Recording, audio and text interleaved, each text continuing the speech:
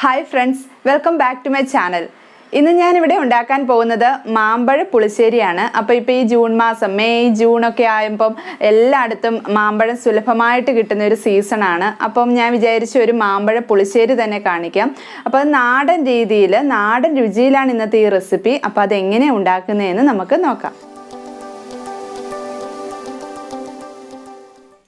അപ്പം നമുക്ക് മാമ്പഴ പുളിശ്ശേരി ഉണ്ടാക്കി തുടങ്ങാം. അതിനായിട്ട് ഞാനിവിടെ എടുത്തിരിക്കുന്നത് നല്ല നാടൻ മാങ്ങയാണ്. ചെറിയ മാങ്ങ വേണം നമ്മൾ എടുക്കാനായിട്ട്. ഇതില്ല, സാധാരണ മാങ്ങയാണ്, അത് മതി. പക്ഷെ കൂടുതൽ ടേസ്റ്റ് ഇതുപോലത്തെ ചെറിയ നാടൻ മാങ്ങയാണ്. അത് ഞാൻ ഇതുപോലെ തൊലി ഉരിഞ്ഞ് വെച്ചിട്ടുണ്ട്. നമ്മൾ കത്തി വെച്ചിട്ട് കട്ട് ചെയ്യരുത്, ഇങ്ങനെ ഉരിഞ്ഞെടുക്കണം. അതൊരു 10 എണ്ണം എടുത്തിട്ടുണ്ട്. ഇനി വേണ്ടത് നമുക്ക് മഞ്ഞൾ പൊടിയാണ്. മഞ്ഞൾ പൊടി ഇവിടെ ഞാനൊരു 1/2 ടീസ്പൂൺ മഞ്ഞൾ പൊടി എടുത്തിട്ടുണ്ട്. അതുപോലെ തന്നെ കാശ്മീരി മുളക് പൊടിയാണ്, അതൊരു 1 ടീസ്പൂണോളം എടുത്തിട്ടുണ്ട്. ഇത് രണ്ടും നമുക്ക് ഇതിലോട്ടങ്ങ് ഇട്ട് കൊടുക്കാം.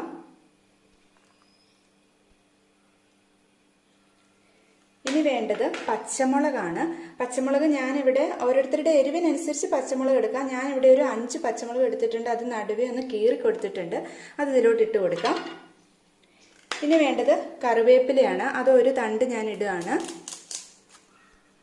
പിന്നെ ആവശ്യത്തിന് ഉപ്പിട്ട് കൊടുക്കാം. പിന്നെ ഈ ടേസ്റ്റ് എല്ലാം ബാലൻസ് ചെയ്യാനായിട്ട് നമുക്ക് കുറച്ച് ശർക്കര, ഇപ്പം ശർക്കര ഇല്ലെങ്കിൽ പഞ്ചസാര ആയാലും മതി, എന്നാലും കൂടുതൽ നല്ലത് ശർക്കരയാണ്, അതിട്ട് കൊടുക്കാം. ഇനി ഇതിലോട്ട് ഈ മാമ്പഴം ഒന്ന് മൂടുന്ന തരത്തിൽ വെള്ളം ഒഴിച്ചിട്ട് നന്നായിട്ടൊന്ന് വേവിച്ചെടുക്കണം. ഈ വെള്ളം ഒന്ന് പറ്റുന്നത് വരെ നമുക്ക് ഇത് ഗ്യാസിൽ വെച്ചിട്ടൊന്ന് വേവിച്ചെടുക്കാം.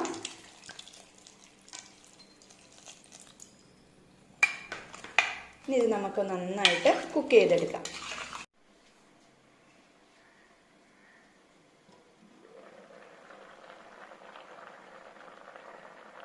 ഇനി ആ മാമ്പഴം കുക്കാവുന്ന സമയത്തിന് നമുക്ക് തേങ്ങയൊക്കെ ഒന്ന് അരച്ചെടുക്കണം. ഞാനിവിടെ ഒരു 1.5 കപ്പോളം തേങ്ങ ചിരകിയതെടുത്തിട്ടുണ്ട്. അതുപോലെ 1 ടീസ്പൂൺ ജീരകം, പിന്നെ ഒരു 4-5 കാന്താരിമുളക്, പിന്നെ ഒരു 4-5 മുഴു കുരുമുളക് എടുത്തിട്ടുണ്ട്. ഈ കാന്താരിമുളക് ഇട്ടാലാണ് കൂടുതൽ ടേസ്റ്റ്. നിങ്ങളുടെ എരിവിനനുസരിച്ച് പച്ചമുളകോ കാന്താരിമുളകോ ഉപയോഗിക്കാം. ഇത് നന്നായിട്ട് പേസ്റ്റായിട്ട് അരയണം, എങ്കിൽ മാത്രമേ മാമ്പഴ പുളിശ്ശേരിക്ക് ഒരു നല്ല ടേസ്റ്റ് വരത്തുള്ളൂ. അപ്പോൾ ഇനി ഇത് നമുക്ക് നന്നായിട്ട് പേസ്റ്റായിട്ടൊന്ന് അരച്ചെടുക്കാം. ഇനി നമുക്ക് മാമ്പഴം നന്നായിട്ട് വെന്തോന്ന് നോക്കാം. മാമ്പഴം വെന്തിട്ടുണ്ട്. അതുപോലെ തന്നെ വെള്ളത്തിൻ്റെ അളവും പകുതിയായിട്ടുണ്ട്.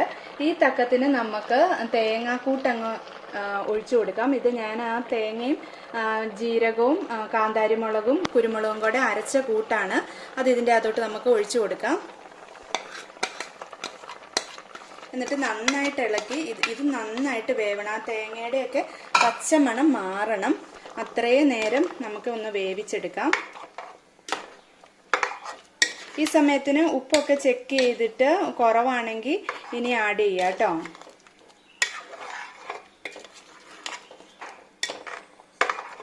ഇനി നമുക്കിത് മൂടി വെച്ചിട്ട് കുറച്ച് നേരം, ഒരു 8-10 മിനിറ്റോടെ നന്നായിട്ട് കുക്ക് ചെയ്തെടുക്കാം.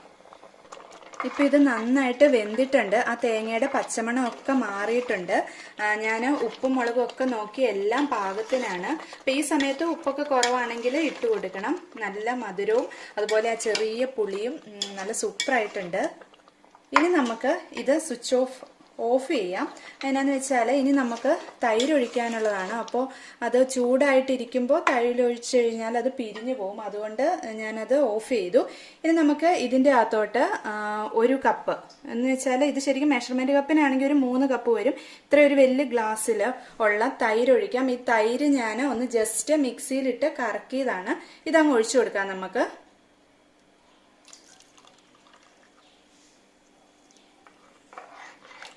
എന്നിട്ട് നന്നായിട്ട് മിക്സ് ചെയ്ത് മൂടി വയ്ക്കുക. ഇത് ഇപ്പോൾ ഈ പാത്രത്തിന് ഒരുമാതിരി ചൂടുള്ളത് കൊണ്ട് തന്നെ ഇത് ഇതിൻ്റെ അകത്ത് ഇരുന്ന് നന്നായിട്ടൊന്ന് കുറുകി കിട്ടും ഈ ടൈമിൽ. ഇനി നമുക്ക് ഈ സമയം കൊണ്ട് നമുക്ക് താളിക്കാനുള്ളതൊക്കെ റെഡിയാക്കാം. ഇനി ഇത് നമുക്ക് മൂടി വയ്ക്കാം.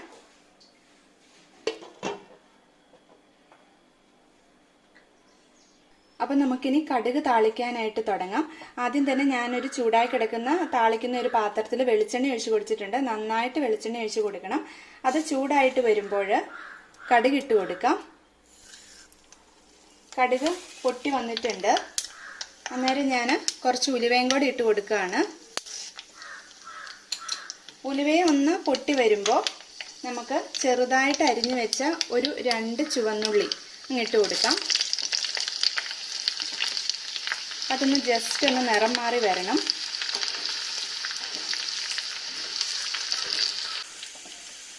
ഇനി ഇതിൻ്റെ അകത്തോട്ട് നമുക്കൊരു 2 തണ്ട് കറിവേപ്പില ഇട്ട് കൊടുക്കാം. കറിവേപ്പില നന്നായിട്ട് കിടന്നാൽ നല്ല ടേസ്റ്റ് ആയിരിക്കും. ഇപ്പോൾ അത് നന്നായിട്ട് മൊരിഞ്ഞ് വന്നിട്ടുണ്ട്. അന്നേരം നമുക്ക് കുറച്ച് വറ്റൽമുളക് ഇട്ട് കൊടുക്കാം. അപ്പോൾ അത് നന്നായിട്ട് റോസ്റ്റായി വന്നിട്ടുണ്ട്. ഈ സമയത്ത് നമുക്ക് ഫ്ലെയിം ഓഫ് ചെയ്യണം. എന്നിട്ട് ഇതിനൊരു നല്ല കളറൊക്കെ വരുത്തുന്നതിന് വേണ്ടിയിട്ട് കുറച്ച് കാശ്മീരി മുളക് പൊടി ഇതിൻ്റെ അകത്തോട്ട് അങ്ങ് ഇട്ട് കൊടുത്ത് നന്നായിട്ട് ഇളക്കണം. എന്നിട്ട് ഇത് നമുക്ക് നമ്മുടെ പുളിശ്ശേരിയിലോട്ട് അങ്ങ് ഒഴിച്ചു കൊടുക്കണം. അപ്പം നമുക്ക് ഒഴിച്ചു കൊടുക്കാം.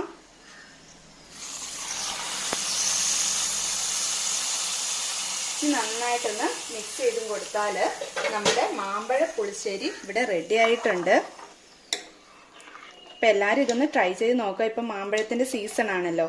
അപ്പോൾ നല്ല നാടൻ മാങ്ങാപ്പഴം വെച്ചിട്ട് ഇത് ചെയ്ത് നോക്കിയാൽ നല്ല ടേസ്റ്റ് ആയിരിക്കും. ഞാൻ വേറൊന്നും ആർട്ടിഫിഷ്യലായിട്ടൊന്നും ചേർത്തിട്ടില്ല. നാടൻ രീതിയിൽ, നാടൻ രുചിയിൽ തന്നെയാണ് ഇത് ഉണ്ടാക്കിയിട്ടുള്ളത്. എല്ലാവരും ഇതൊന്ന് പ്രിപ്പയർ ചെയ്ത് നോക്കുക. അപ്പം നമ്മുടെ നാടൻ രീതിയിലുള്ള മാമ്പഴ പുളിശ്ശേരി ഇവിടെ റെഡി ആയിട്ടുണ്ട്. എല്ലാവരും ഇതൊന്ന് ട്രൈ ചെയ്ത് നോക്കുക. നല്ല നാടൻ രുചിയുമാണ് ഇതിന്. അപ്പം നമുക്ക് അടുത്ത ദിവസം വേറൊരു വീഡിയോയുമായിട്ട് വീണ്ടും കാണാം. താങ്ക്